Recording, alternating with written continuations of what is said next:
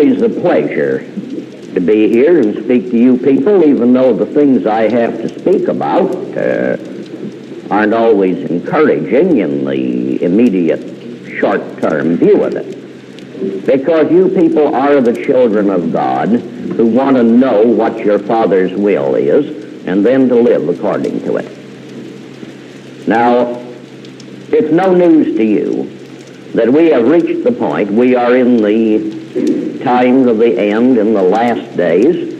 We are at the point where we can already see the rapid approach of the complete collapse of our civilization. Oh yeah, I've got no optimistic message that if you just shut your eyes it'll all go away. It won't. We've shut our eyes for so many generations, we're going to have to open them and face the facts. We are at the point of the collapse and destruction of our civilization, which is not our misfortune, but taking us collectively as a nation, our fault. Because there is no evil being done to us today that we did not permit. We have been betrayed by our leaders, and not the least of those in this corrupt betrayal have been those in the organized church system who have led the betrayal. Somebody once asked Satan, well, what are you going to do when you run up against a great truth which is so clear and plain you can't refute it and you can't twist it? Oh, he said, I'll organize it.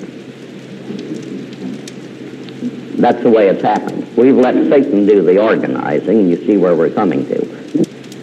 We see ourselves threatened today not by one dangerous evil, but by many. They're all coming together at once, just like the spokes of a wheel.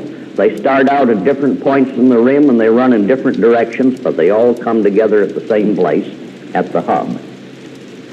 They are all part of the Babylonian system which we were warned to get out of.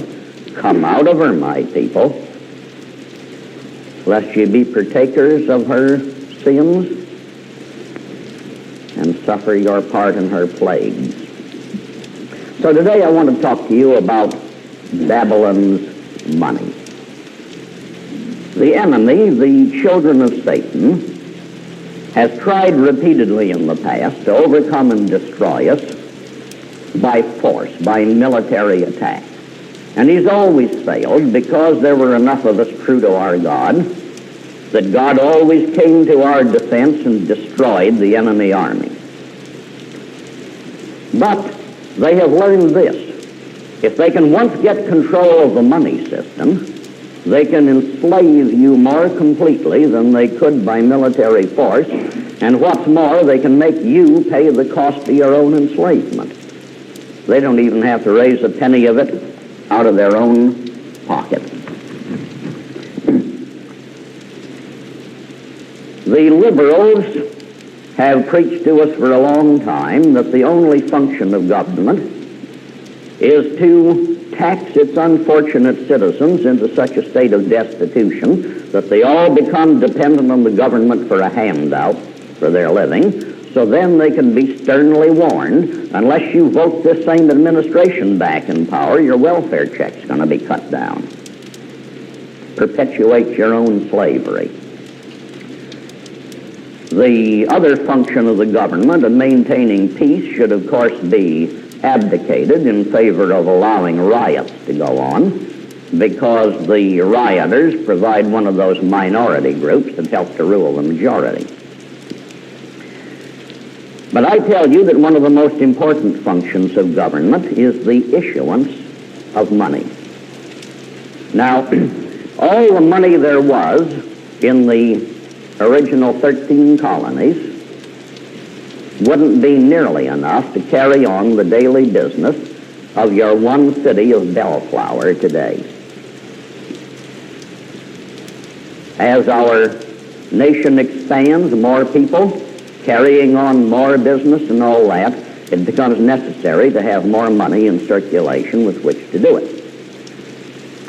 One of the great economists of our day, Tausig of Harvard, states the quantity theory of money in this way.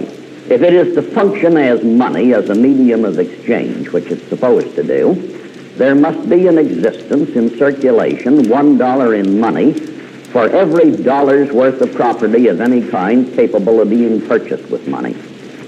You are a homeowner who may someday want to sell your home, and you can't sell it unless there's a money someplace to buy it from you with. You're a merchant with a big well-stocked store, and you can't sell an article in it unless there's the money in existence in somebody's hands with which you can come and buy your products, and so forth.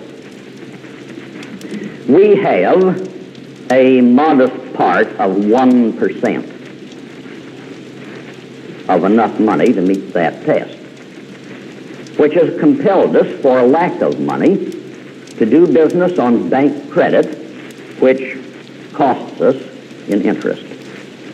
Now, I'm not making a general attack upon your local banker, for the reason that, in allowing the Babylonian economic system to take us over, we have made the bank a necessity. If we were under the laws of God, we wouldn't need as big a police force as we need now. I believe we ought to be under the laws of God. I don't go around crusading to fire half the police force now. I only wish we had more police, as long as we insist on staying under the Babylonian system instead of God's law. So I'm not conducting a crusade to abolish your local banking system, because you can't do it until you set up God's economic system complete. If you've got $1 in money, you can spend 100 cents of it. And if you have to go and borrow it, you probably can spend only 93 cents of it, because you're paying probably 7% interest. And today they take out the interest in advance before they let you have the money. Which means, therefore, that you can put less and less money back in circulation. It's not merely that your purchases are cut down, but since you can't spend as much, the merchant can't sell as much, he can't hire more employees, he can't pay more wages or higher wages, and so the thing runs in a vicious circle. Now, that is merely the minor part of it. Your local bank starts with so many $1 million paid in capital by people who buy shares of stock in it. They got that much money to lend out. Then the depositors put their money in the bank, and the bank has that money to lend out. And they have discovered by long generations of experience that a bank can lend many times more dollars than it has.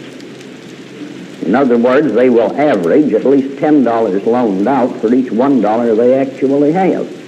And the reason is that very few people ask for their money in cash. You go to the bank and borrow $1,000, and they don't count you out $100 bills. They give you a little passbook with the figure 1,000 written in it. And you draw a check as the down payment on a TV set, and you draw a check for a new set of tires and so on. And the merchants don't take those checks in and get cash. They just deposit them in the bank. And all the bank does is make changing entries in the books. They subtract from your account the amount of these checks, and they add it to the account of the merchants who deposited it, and they haven't had to pay out any cash. Now, that once in a while you go to the bank and you cash a $25 check for pocket money, and as I say, 1/10 of the amount that the bank is lending out is sufficient to take care of all of that. But eventually there reaches a point when the bank has loaned out $10 for every dollar it has. And the process would have to come to a halt if there wasn't somebody to backstop them. The bank ought to be able to take the mortgage on your home, which is a perfectly good security, to somebody else and sell it to them and get some more money with which the bank can function as a bank.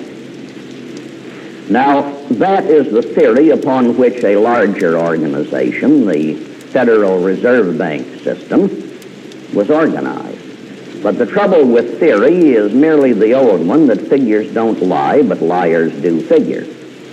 They don't run it according to theory. It gives to this central organization, the Federal Reserve Bank system, which is falsely named because It's not federal at all. It's a purely private banking institution. It gives them the absolute power in their uncontrolled discretion to create panics and depressions anytime they see fit by just shutting off the supply of money. They shut down all activities of the bank. Now, as you know, most merchants, when they need to buy a new stock and trade, don't have enough cash to buy it themselves. They finance it through the bank. Lots of farmers need a loan each year to tide them through the period till their crops go to market. So these things have to have bank credit, and the Federal Reserve Bank system has repeatedly brought disaster upon us. The way so many farmers were wiped out and the small-town banks wiped out in 1921 by the deliberate and knowing action of the Federal Reserve Bank in bringing it about. The way they again brought about the great crash in 1929, being examples of this. That is a power which no man should possess, but was given to them. But now we're getting to the next step, which is the worst of all. Each year, our nation and its business should be expanding. And therefore, with more business to be conducted, more money needed. Now, when you don't have enough money on which to conduct the present setup, and all your government does is extort from the unfortunate taxpayers too big a share of the insufficient amount we already have, your government is not doing anything to help the situation. Your government is making it worse. What the government should be doing is to be constantly issuing more money to keep up with the expanding needs of the nation's economy. Now let's suppose, in order to keep our figures simpler, instead of a $180 billion budget for the coming year, as President Johnson wants, let's call it $100 billion. And let's suppose that the experts in the Department of Commerce figured out that the coming year, to keep business humming on a level of prosperity for everybody, there should be $15 billion more money in circulation than there is now. The government would then issue $15 billion in new money, which the government would use to pay governmental expenses with. That would leave only $85 billion to be raised by taxing you people for it. The government, between the new money issued and the taxes they bring in, would get the amount it needs. But instead of you being taxed out of $100 billion, you'd be taxed out of only 85, and you taxpayers collectively would have $15 billion of your own money left. Part of it you could put in savings so that you won't be a pauper, destitute, depending on a government handout merely to eat in your old age. Part of it you could spend for the things you cannot now afford, and by your spending it you would help to bring circulating money and prosperity to the nation. Now that's the way it ought to be. And that's the way it is not. Because corrupt men with corrupt purposes corrupted the law. And it hasn't been possible to change it since. I don't have to start in at the beginning and explain to you who the devil's children are. You know that already. One of them came over here in 1902. He was Paul M. Warburg, a German citizen, a member of the German banking family who had the House of M.M. Warburg Company.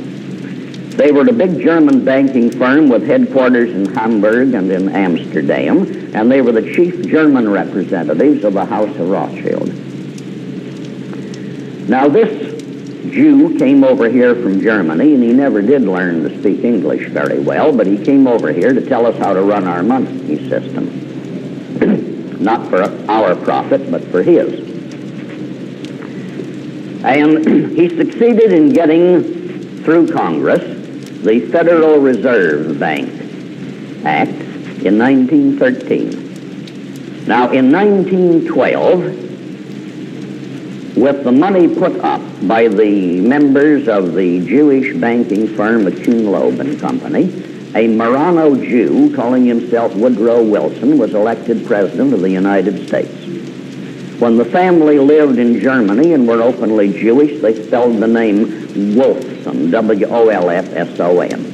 When they moved to England, they followed the Jewish custom of altering the name occasionally, and it became Wolson, W-O-H-L-S-O-N. And when they moved to the United States, it became Wilson.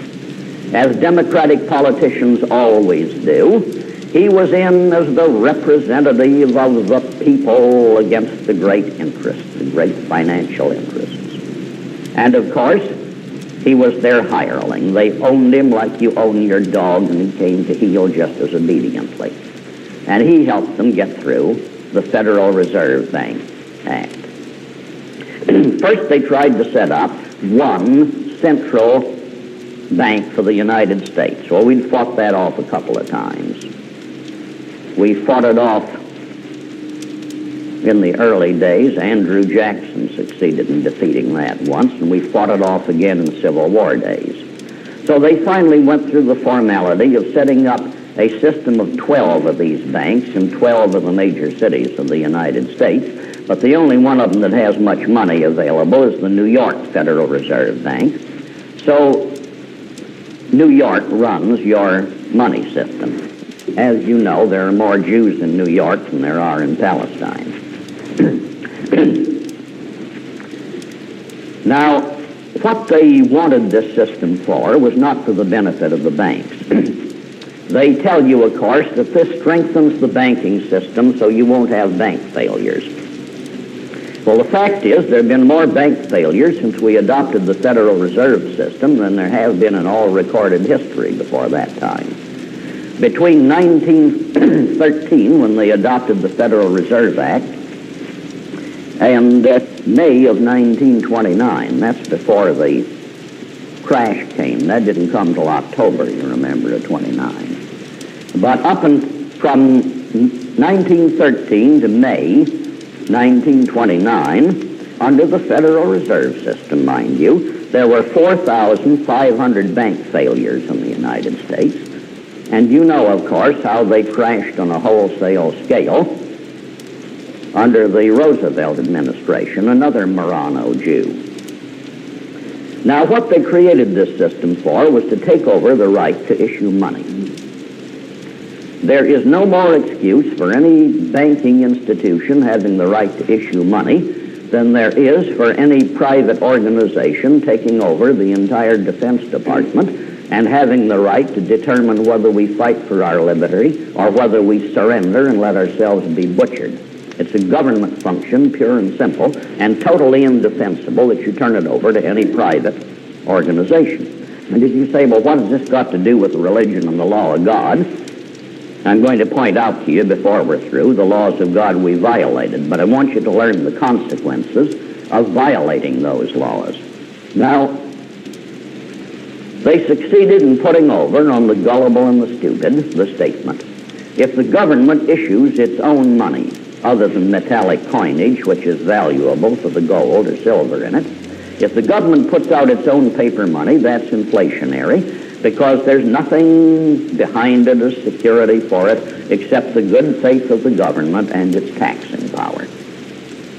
In other words, if you want to turn your paper money into gold to go abroad and buy things there where they may not take your paper money, you have the good faith of the government and its ability to raise money by taxation as a guarantee they'll redeem your paper money. But they say now bankers' money is different. It's not inflationary because it has security back of it. It has government bonds back of it. Well, let's see just what there is.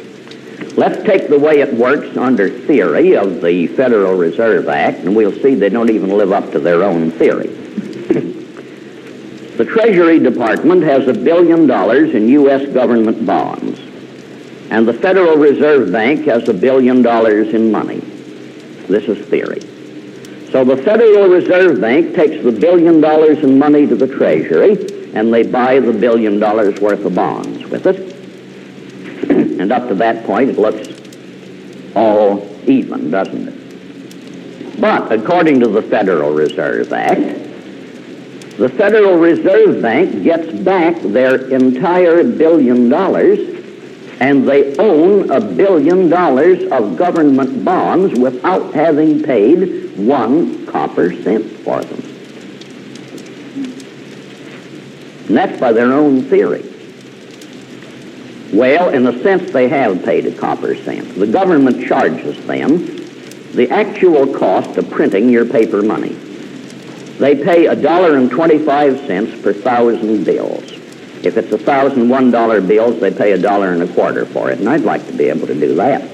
And if it's 1,000 $10,000 bills, so that's $10 million, they pay $1.25 for that. And wouldn't I like that privilege?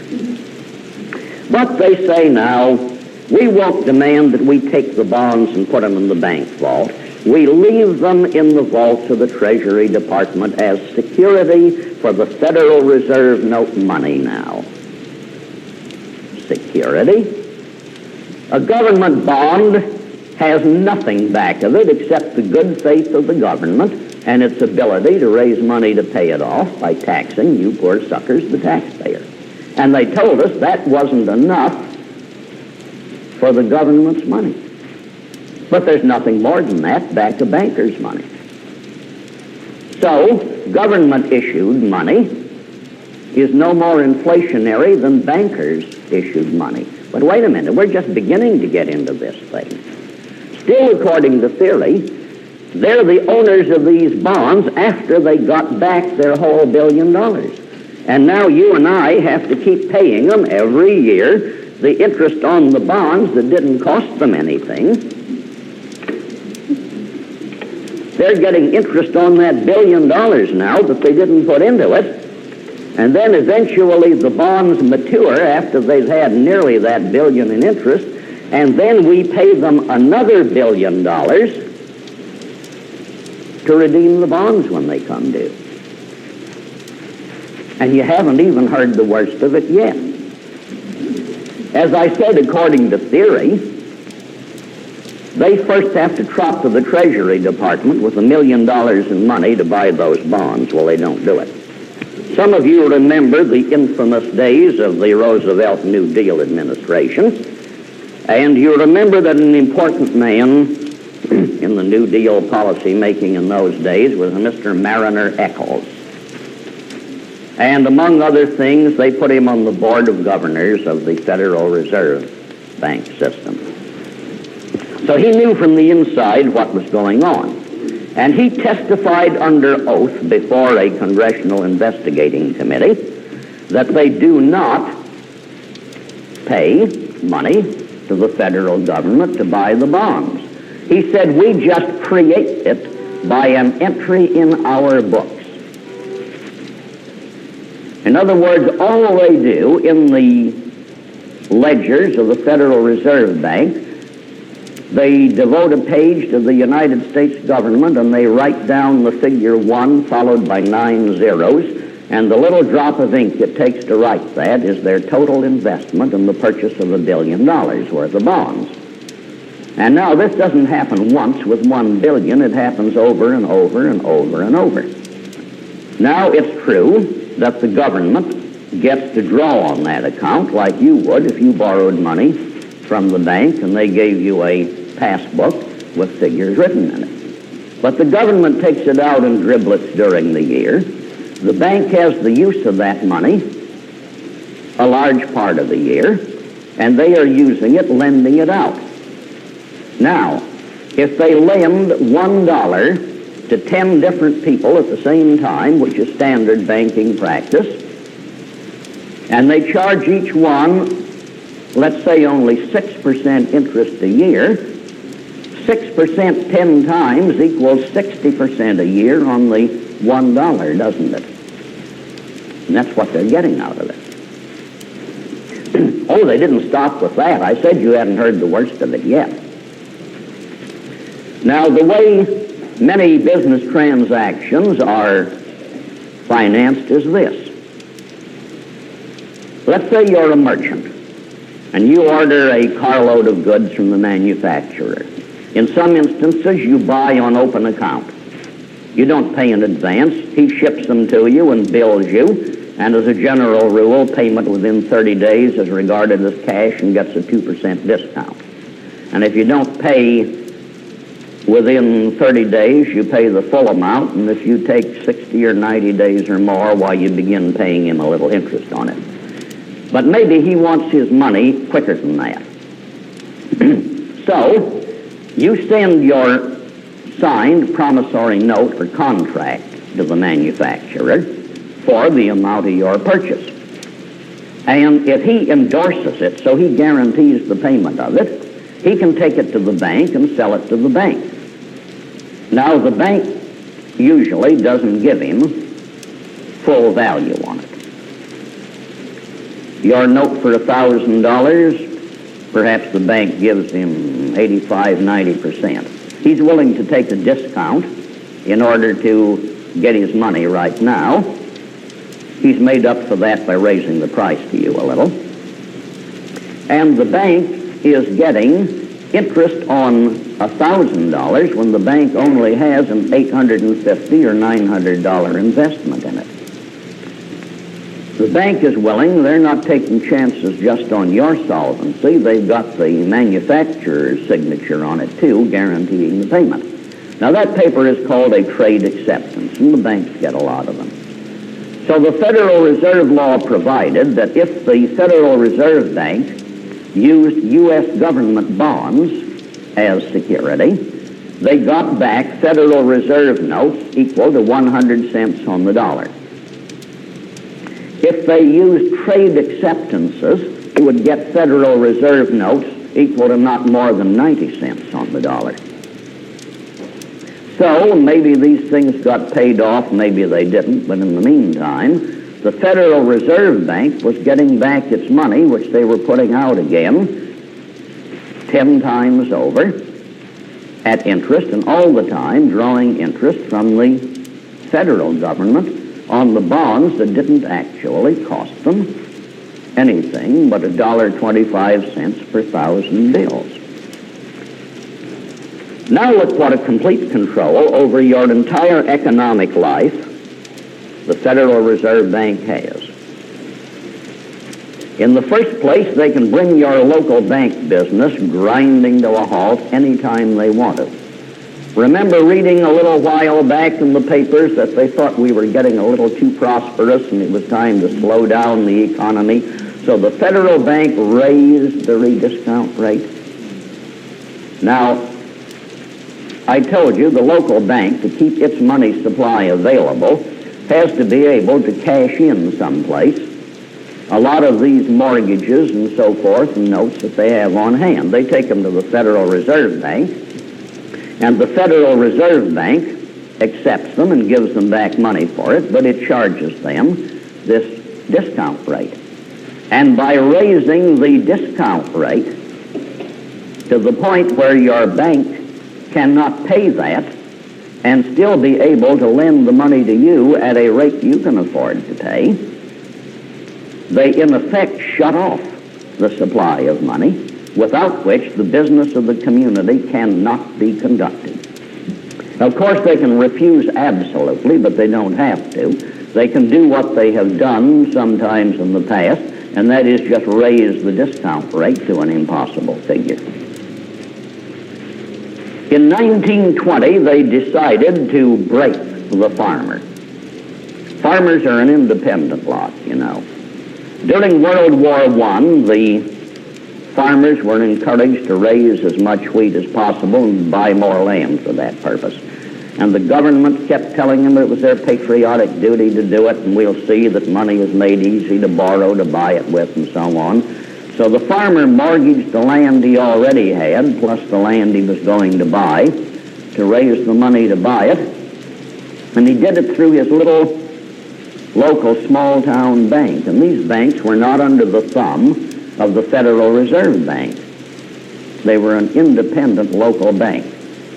And then, of course, during World War I, the factories had been so busy and the workmen drawing high pay that there was a lot of money put out into circulation. 2 times during its existence, the Federal Reserve Bank has allowed the supply of money to be expanded so the community could do business, World War I and World War II. Otherwise than that, they have shut the money supply down to the point where not money but credit was the only thing available to do business on, and that gave them that stranglehold on your windpipe against which you had no defense. So it was time to take back all this money that was out in circulation, time to drive the farmer off his land, and labor in the city was getting pretty independent. The unions were getting strong. Time to break them, too, by giving them the competition of all these farmers driven off the farm, desperate to get a job in the city at anything, any pay they could get for it. So they brought on the Depression of 1921 by simply shutting off the supply of money for agricultural operations and farm loans. Yes, it drove most of the small-town banks out of business, broke an awful lot of them, leaving the banking system of the country largely in the hands of this one sinister corporation, the Federal Reserve Bank system. But now let's go back a little bit earlier than this. You haven't heard the worst of it yet. I've been giving this to you gradually so you can stand the shock. Why did we have the Federal Reserve Bank system at all? You can go back and read the leading magazines from around 1900 on and find what I'm telling you now in it. Some people were worried about the possibility of the outbreak of a large-scale war in Europe because so many nations were maintaining big armies and navies, and there was bitter trade rivalry between Jew-dominated England and Germany. And they were afraid it was going to break out in war. But you found that all the leading economists said it can't. War is impossible because the nations of Europe can't finance a war. So, in order to get the Christians to killing each other and destroying each other's nations for the benefit of the Jews, and in order to pour billions of dollars into the coffers of the big Jew banking houses, it was necessary to bring about a war and to find a means of financing it. And the European branches of the House of Rothschild were capable of financing one side of that war, but not both sides.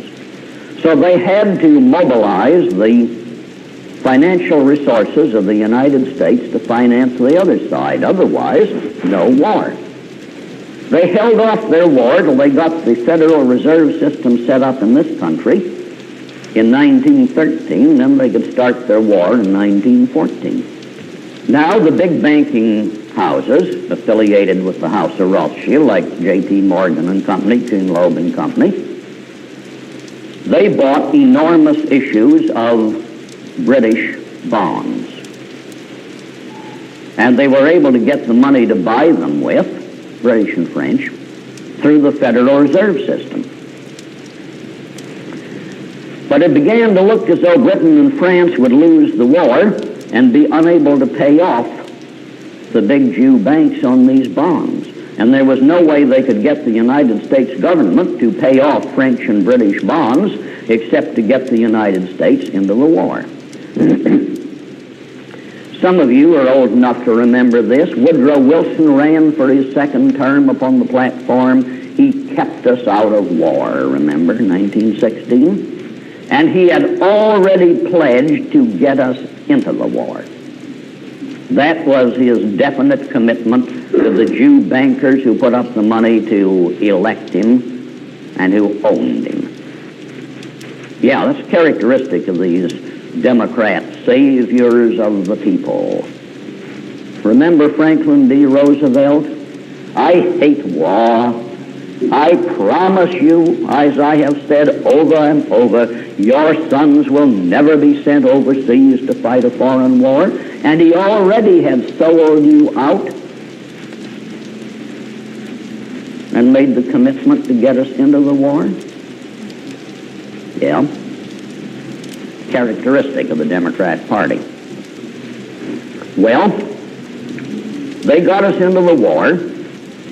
We financed the entire Allied side of the thing. And, of course, the Big Jewish banking houses made a great many billions out of it. Out of the monies of Kuhn Loeb and Company, chiefly through Jacob Schiff, some $20 million were sent to Russia to finance the communist revolution there, as all of you know.